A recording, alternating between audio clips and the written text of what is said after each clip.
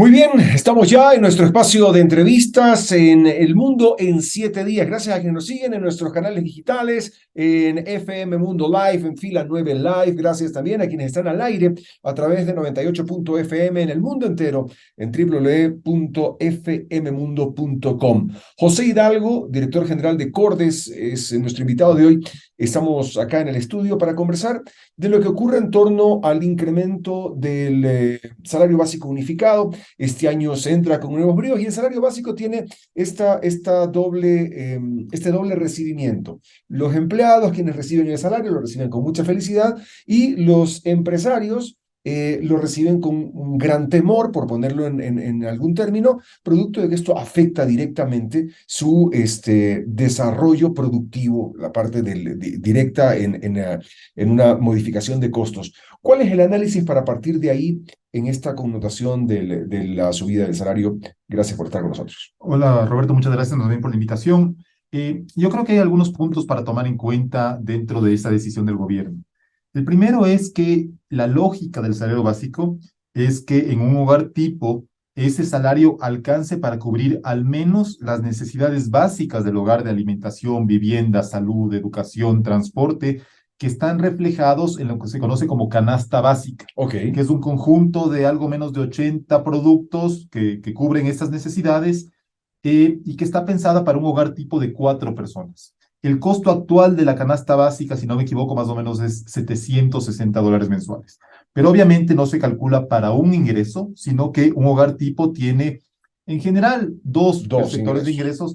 ingresos. El INEC calcula con 1.6 perceptores de ingreso, Ok. que tomando en cuenta el salario y también los sobresueldos, los décimos, digamos, alcanza a cubrir con cierta holgura, perdón, el costo de la canasta básica. No quiero que se me malinterprete en el sentido de que esos hogares tengan una situación boyante ni despreocupada, pero alcanza a cubrir esa primera necesidad.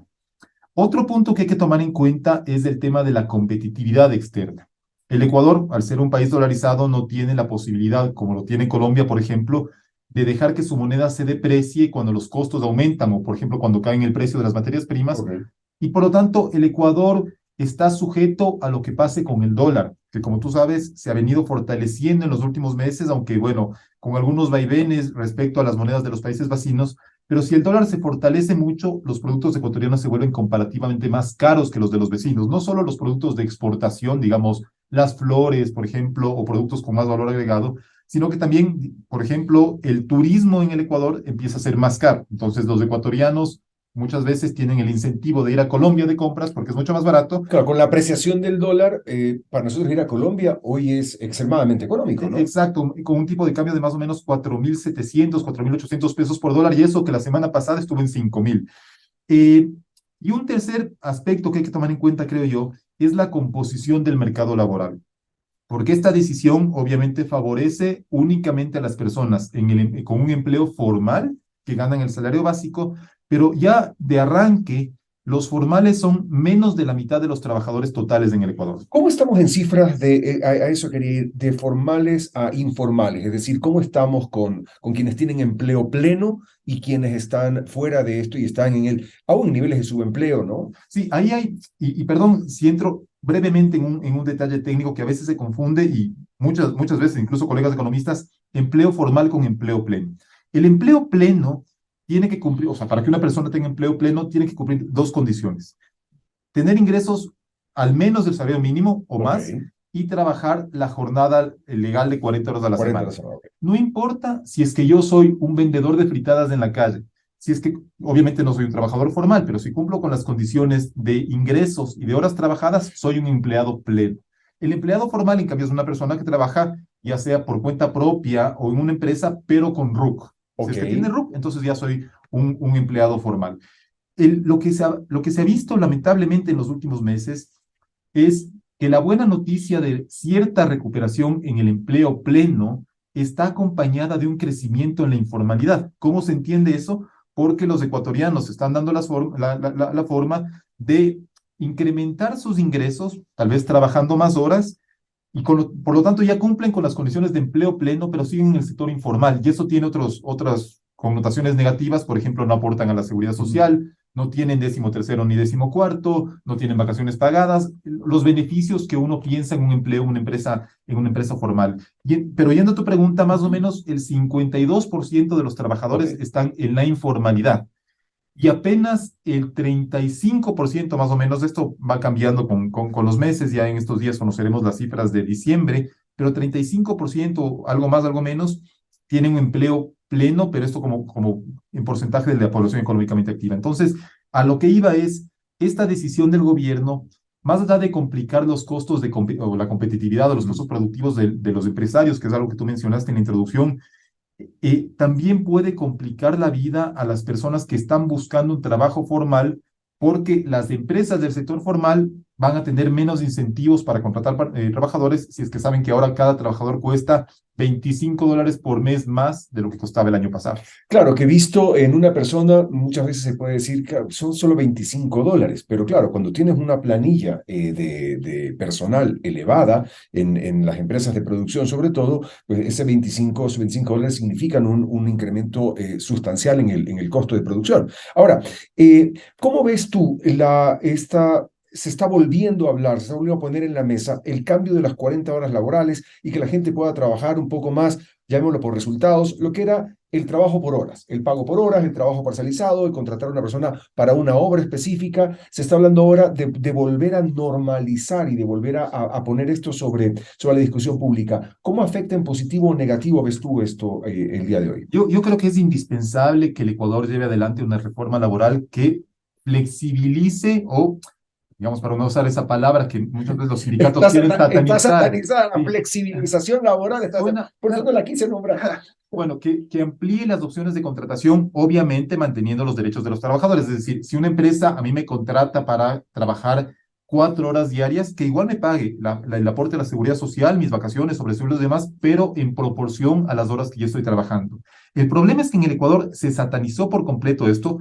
Puede ser que en parte porque se haya abusado de ese esquema, pero yo sí creo que la normativa laboral del Ecuador no se ha ajustado a los tiempos. Por ejemplo, los trabajadores, los jóvenes que están estudiando y ahorita incluso virtualmente tienen la posibilidad de trabajar algunas horas al día, Uh no, -huh. no la jornada completa porque tienen que estudiar. Digamos que pueden trabajar 2 o 3 horas al día, incluso desde su casa. No hay una empresa que pueda contratarlos con esa modalidad o tienen que pagar una cantidad de adicionales que desalientan ese tipo de contratación.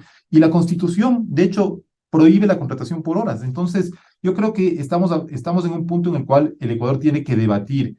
Obviamente, escuchando también a los sindicatos, cuya representatividad yo quisiera saber cuál es realmente, porque hablan en nombre de los trabajadores y, por ejemplo, a los informales no les representan, a mí no me representan, habría que medir Y a eso. esta nueva generación de trabajadores, toda esta generación que está ingresando al mercado laboral, donde tienes una población joven de más o menos el 50% de estos nuevos miembros de la fuerza laboral, que en muchos de los casos que están orientados a empresas de servicios y tecnología, trabajan para compañías internacionales por horas, donde sí te contratan para hacer temas de programación, desarrollo de software, todo el tema de las startups. En fin, hay toda una cantidad de gama de productos y servicios orientados hacia la tecnología y donde los jóvenes, hay que decir las cosas como son, sí están trabajando para empresas internacionales que sí les pagan por horas. No, exacto. Entonces, ahí ¿qué pierde el Ecuador? Pierde un capital humano bien capacitado, pierde la posibilidad de hacer desarrollos locales también en esos campos, y eso se extiende también a otras actividades. Di tú, un chico que quiere tener su primer trabajo en una cadena de comida rápida, ¿no es cierto? La cantidad de dificultades que afronta para poder conseguir ese trabajo. Entonces, yo sí creo que además de empresarios, sindicatos, hay que escuchar, sobre todo, como tú dices, a los jóvenes y a las personas que están buscando un trabajo formal, porque si tenemos una mayoría de trabajadores ya en la informalidad, preguntarles a ellos, bueno, usted quisiera trabajar como está haciendo en la actualidad, no sé cuántas horas al día para ganar un salario seguramente muy bajo y en condiciones precarias, o quisiera poder trabajar al menos 4, 5, 6 horas al día, pero en una empresa formal. Y estoy convencido de que en la mayoría de los casos la respuesta va a ser positiva. Por supuesto. Ahora, el reto que enfrentamos hacia este 2023, donde se habla de una reducción de impuestos, es decir, una reducción de ciertos impuestos, una subida a otros impuestos. Hablemos lo que está pasando también con el tema de la facturación electrónica, el impuesto a la renta, la reducción de las deducciones posibles al gasto, en fin. En la suma y resta, desde tu punto de vista técnico, ¿cómo evalúas que podría desarrollarse este año directamente al bolsillo del trabajador con todas estas, insisto, sumas y restas al final? A ver, el incremento al impuesto a la renta, para empezar por ese tema, Ujú. que se aprobó, bueno, como tú sabes, por el Ministerio de la Ley a finales Así de es. 2021, ya empezó a regir en 2022. Entonces, para los empleados en relación de dependencia, Ujú. no va a haber ya cambios en 2023. Van a Ok. seguir ganando lo mismo que ¿No? antes, que el año pasado, porque más bien el año pasado, o sea, no sobre todo, las personas que ganan de 2.000 en adelante, que es un Ujú. porcentaje chiquito de la población económicamente activa, eso de que muchas veces, tal vez en los círculos en que a veces nos movemos, Se creemos que todo el tergiversa. mundo sí gana muy bien y no es así. El salario promedio de un ecuatoriano seguramente está en torno a los $500 mensuales. Entonces, una persona que gana 2.000 es una persona muy favorecida. Pero esa persona, si está en relación de dependencia, ya sintió el recorte, digamos, el año pasado y este año va a seguir Ok. siendo lo mismo. A los profesionales de libre ejercicio van a sentir un pago adicional en marzo de este año cuando toca hacer la declaración, porque si bien se incrementó el impuesto a la renta, no se incrementaron las retenciones, porque claro, cuando uno entrega una factura, le siguen reteniendo lo mismo que antes de la reforma tributaria, entonces la sorpresa, digamos, va a venir en marzo. Hay muchas personas que se van a enterar de cuánto realmente tienen que pagar. Y luego, respecto a las rebajas tributarias, a ver, el ICE, el impuesto a los consumos especiales, Ujú. grava, entre otros, algunos productos cuyo consumo se considera nocivo. Entonces ahí están bebidas azucaradas, bebidas alcohólicas, cigarrillos, armas de Fundas fuego, entre otras plásticas. cosas plásticas y demás. Según establece la Ley de Régimen Tributario Interno, cada año las tarifas específicas del ICE, las que son fijas, digamos, 16 centavos por cigarrillo, Ok. se tienen que actualizar de acuerdo a la inflación. Lo que pasa es que en años anteriores el Ecuador había tenido una inflación sumamente baja, entre 0 y 1%, y por lo tanto no hacía falta esa Hacer ningún actualización. ajuste. Ok. En 2022 la inflación terminó levemente por debajo del 4%, entonces ya hacía falta el ajuste que fue lo que resolvió, siguiendo la ley, el director del Servicio de Rentas Internas a finales del año pasado. Una cosa graciosa es que el Ministerio de Salud felicita la resolución del SRI porque efectivamente a nivel internacional se considera que esos impuestos son una vía idónea para desalentar consumos nocivos. Ujú. Y pocos días después, el presidente anuncia que ese incremento, esa actualización en el ICE queda sin efecto y volvemos al año pasado. Y a la vez, en términos fiscales, anuncia también la rebaja del impuesto a la salida de divisas del 4% que tenemos en la actualidad al 2% al finalizar el año, Hasta diciembre, claro. hasta diciembre. Y eso es importante porque Porque es un punto 25 trimestral lo que se ve. eh, el año pasado fue efectivamente 0,25 puntos cada trimestre, pero este año va a ser distinto. Este año va a ser 0,25 puntos de rebaja en febrero, Ujú. otro 0,25 en julio y el, Ah, y ok. el grueso 1,5 puntos en diciembre, el Ah, 31 de de golpe, el diciembre, uno de punto golpe. cinco de diciembre. Pero esto tiene una explicación y es que en enero del año pasado la Corte Constitucional declaró Sí. inconstitucional la ley por la cual se elevó el ISD del 2 al 5% y para no afectar a las finanzas públicas, porque lamentablemente, aunque sea un mal impuesto, es un impuesto muy importante en la recaudación. Para no afectar tanto a las finanzas públicas, dijo, voy a dar un plazo hasta el 31 de diciembre de 2023 para que el gobierno tome ya sea iniciativas legislativas o otro tipo de medidas compensatorias que permitan, justamente, perdón la redundancia, compensar esa caída en la recaudación. Es Y, decir, es un tema legalmente ya impuesto, exacto. constitucionalmente ya impuesto, y lo que estamos haciendo es cumpliendo la normativa expresa Eh, en Exacto. este año. Es Y decir, adelantando un poquito, porque podría haber dicho rebajo los 2 puntos del 31 de diciembre, está adelantando medio punto de rebaja a lo largo del año. claro, tómense un par de aspirinas y al final les damos ya el tratamiento completo. Exacto. El tema, yo creo que puede debatirse mucho la conveniencia sobre eliminar el ISD o reducir el ISD. Muchos analistas estamos de acuerdo en que es un impuesto que en sus orígenes desalentó el ingreso de divisas al Ecuador. Luego se ha ido, digamos, haciendo un poco menos malo, porque ahora, por ejemplo, ya no grava al envío de dividendos a empresas en el exterior, ya no se tiene que pagar tampoco cuando, si es que yo me endeudo, perdón, con un banco en el exterior y pago las cuotas, tampoco tengo que pagar ISD, tampoco por gastos de estudio en el exterior, genera crédito tributario para importación de materias primas y bienes de capital. Hay una serie de correcciones que se han ido De llevando adelante, ajustes, digamos, sí, ¿no? pero es un impuesto que en su concepción fue, en mi opinión, un mal impuesto. Entonces, nadie, creo yo, o muy pocas personas, discutirán la conveniencia de reducirlo. El problema es que ese impuesto que se creó en el año 2008, si no me equivoco, ganó tanto peso en la recaudación porque empezó con una tasa de 0,5 y luego subió al 5%, que actualmente es ya el tercer impuesto solo debajo del IVA y el impuesto a la renta. Entonces, para las arcas fiscales, bajar la tasa del 4% al 2% significa más o menos medio punto del PIB menos en recaudación y por lo tanto, si no se compensa, medio punto del PIB más en déficit fiscal y necesidades de financiamiento. Y en ese punto estamos. Y el gobierno anunció la rebaja, pero todavía no anuncia cuáles son las medidas que va a tomar para compensar esa reducción en los ingresos. Te agradezco muchísimo. Reducción del gasto público podría ser una de ellas, porque no solamente se trata de aumentar los ingresos, sino también de reducir los gastos.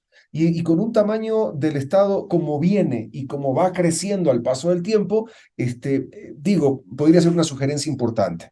José Hidalgo, director general de Cordes, acompañándonos. Muchísimas gracias por tus valiosos criterios en El Mundo en 7 días. Nosotros continuamos con más en esta jornada. Muchas gracias, Roberto.